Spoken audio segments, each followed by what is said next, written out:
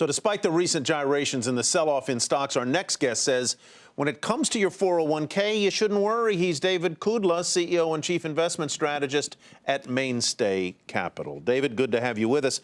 Is this a night or is this a month where I should just not look at my 401k statement, my balance?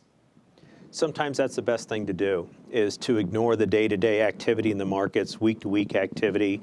For long-term investors, you're investing for years, for decades, and what we're seeing now is a normal correction in an ongoing bull market.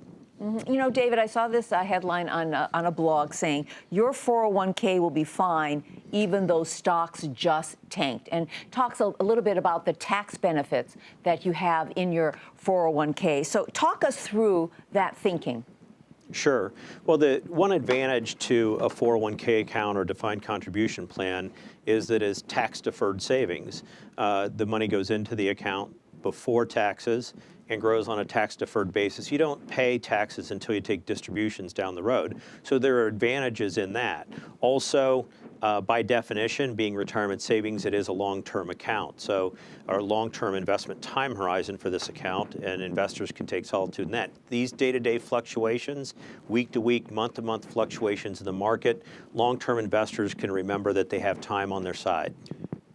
These are days where people often sort of do their own kind of gut check, David. They sit there and they go, boy, do I really want to be as exposed as I am to volatile or risky investments in the equity market.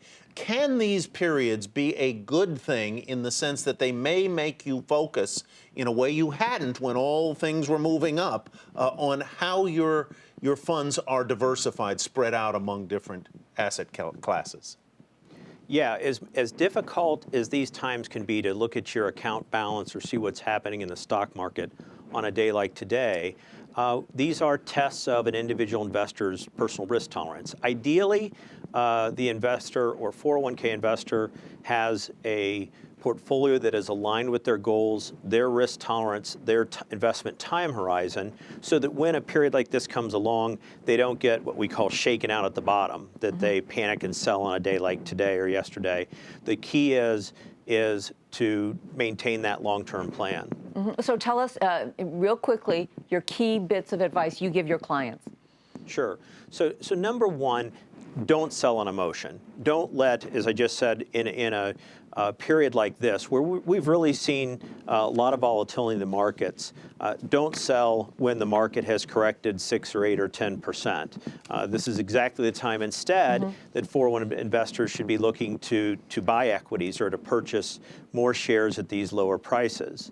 And then third and key is to have a long-term disciplined investment plan that's aligned with your goals, your risk tolerance, your time horizon, so that you're comfortable with the level of volatility you're seeing in a diversified portfolio over time, and you're achieving your goals over the long term. David, sound advice. Thank you very much. David Kudla with Mainstay Capital.